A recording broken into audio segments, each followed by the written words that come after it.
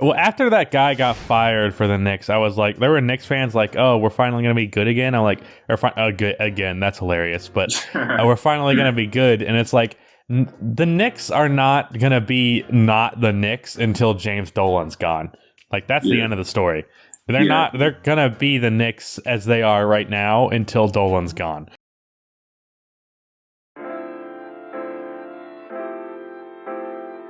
Before we start, the photo that's going to be in this frame right here is going to be here within the week. But right now it's just this. And also, I got a pet fish and decided I would add it to the set. I don't know if the camera can actually look even semi-quality that zoomed in, but I guess we'll see.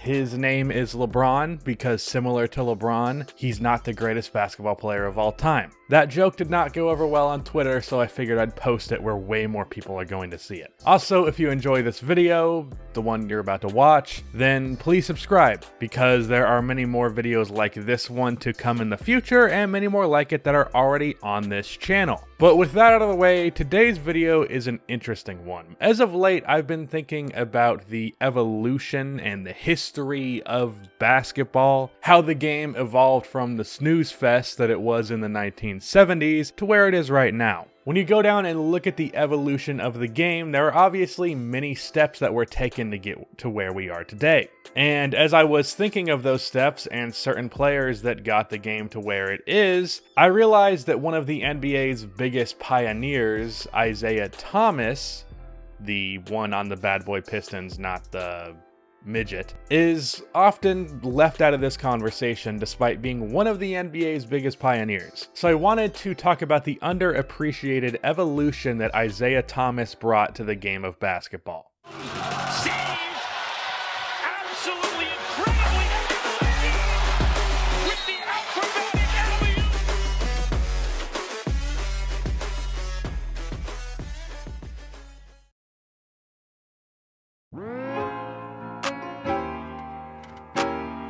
Let's take the evolution of man graph that is very famous now, and yes, I am stealing this pretty much directly from the NBA storyteller. One of the game's first evolutions was passing. You went from guys throwing very basic chest passes to guys like Pistol Pete throwing a behind the back or doing some no-look passes. This is where basketball finally got some personality because before this, the game was very, very, very fundamental. And yes, fundamentals are definitely really important, but they're boring. And if you want to disagree with that, the NBA player whose nickname was Mr. Fundamental, Tim Duncan, is often considered the most boring superstar in NBA history. Then the game became less center-oriented with Magic and Bird. They showed that you could win a championship with perimeter play. Then guys got more athletic with Dr. J and Michael Jordan. Jordan also had a kind of negative impact where he brought in a decade plus of teams trying to draft an athletic shot-creating wing.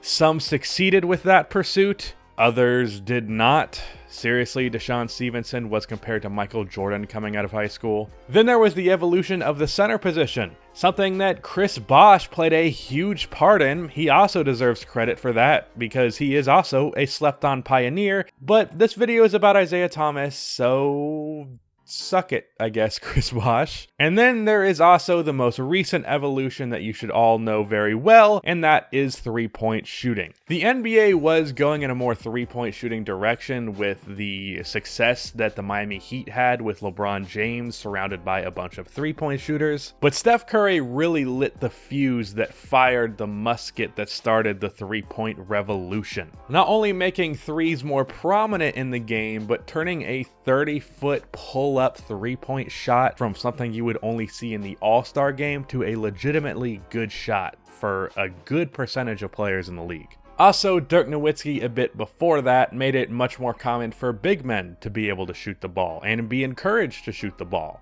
So passing got more fun, non-centers showed their worth, the game got more athletic, the center position evolved, and the game got stretched out to the three-point line because of Steph Curry and the Warriors' success. So we addressed shooting, passing, and athleticism, But looking at the game from the 1970s to the game today, there is another very key development, and that is ball handling. The main reason that the game from back then seems so awkward isn't just the lack of spacing, that does not help, but it's not that, it's the ball handling. Back in the 60s, 70s, and most of the 80s, these dudes dribbled like they were scared of the ball, like they thought to themselves the whole time, oh shit, I better not turn it over. Playing scared is never a good thing. It makes you make mistakes that you normally would not, and it really just holds you back in general because playing without confidence is not a good thing. Even Magic Johnson was not really a good ball handler, at least by today's standards. He would do the same thing every other point guard in the NBA did, which was to dribble with your back to the basket so the defender had no chance to strip the ball away. That's just where the game was in the NBA at the time. Dribbling wasn't used to blow by defenders or really used as a tool at all. Dribbling was really just a pain in the ass, basically chore aspect of the game that players just had to do to succeed. But when Isaiah came around,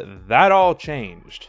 There were many players previous who had the level of ball handling Isaiah Thomas had, but none of them saw the heights or had the overall talent that Isaiah Thomas had. Isaiah obviously played for the notorious Bad Boy Pistons, and because of that fact alone, my dad, who was a Bulls fan in the 80s when they were clapping the Bulls' cheeks, he's gonna disown me for this video. But on those Pistons teams in the early years, Isaiah was really something that the league had not seen before. Isaiah earlier in his career was a walking 20 and 10 while being good defensively. He even led the league in assists once with an average of 13.9 assists per game. I mean, that's good, I guess.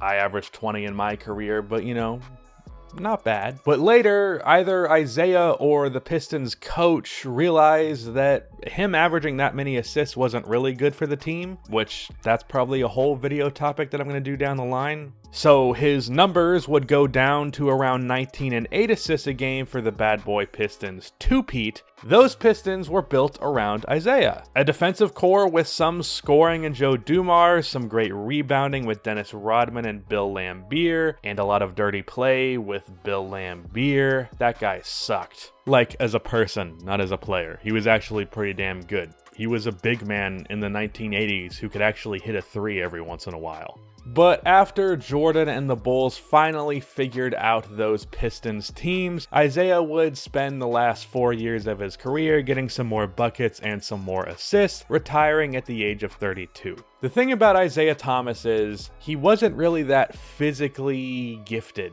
both height-wise and athletically. He was a solid athlete, but he was just 6'1" and only weighed 180 pounds. He was far from the most physically dominant player on the court. He also wasn't a good three-point shooter, shot 29% from three for his career, but he was able to average 20 plus points 5 times with a career average of 19 a game. He was able to do that because the guy could handle the ball like few had before. Isaiah's from Chicago, and as I've been told a few times, Chicago at that time had a huge focus on ball handling that you did not see reflected in the NBA. Being able to dribble like Isaiah was viewed as gimmicky by the establishment coaches in the NBA at that time.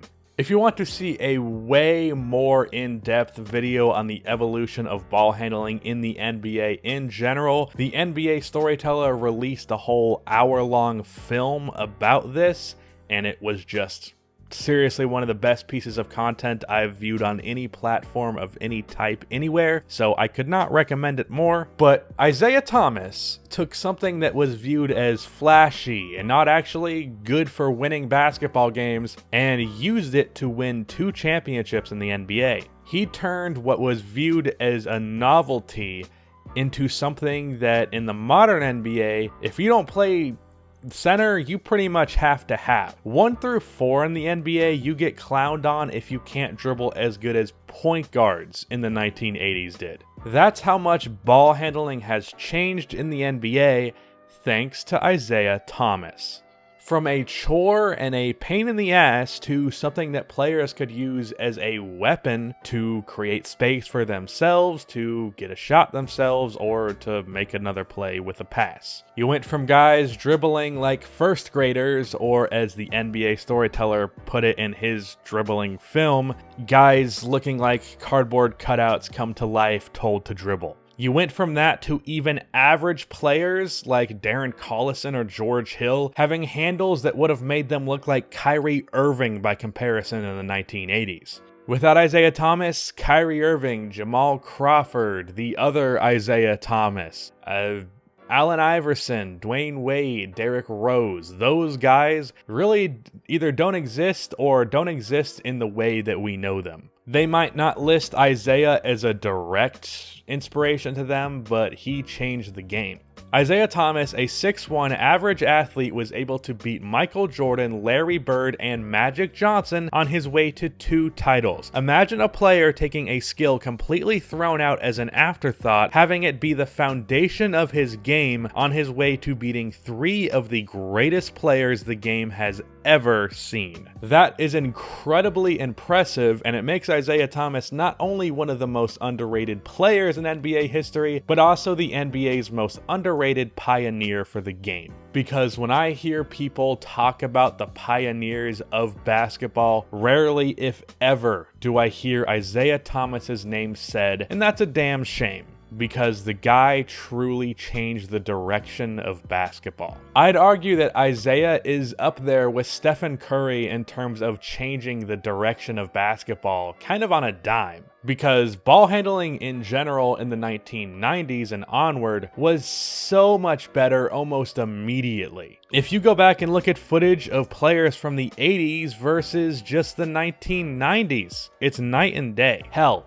I guarantee you that Michael Jordan was influenced by Isaiah Thomas, whether he wants to admit to that or not, because he became a lot better of a ball handler in the later stages of his career. But anyways, that is the NBA's forgotten pioneer, Isaiah Thomas. Now before I go, I do want to say if you guys could go check out the latest episode of the Hoops Cast, I would really appreciate that, because I want to get this pod some more viewership. It unfortunately is not there yet, so if you care at all about supporting me, then checking out that podcast would be a huge help. There are actually 2 new episodes that have been uploaded just this week. One of them going over Kobe stories and the trade deadline. The one before that, we were reacting to some hot takes that you guys sent us. And there is another one coming out this Saturday where we're going to be talking about All-Star Weekend stuff. So please go check out that podcast. But that's the end of this video. Please be sure to like and subscribe for more NBA content like this, and cue the outro music.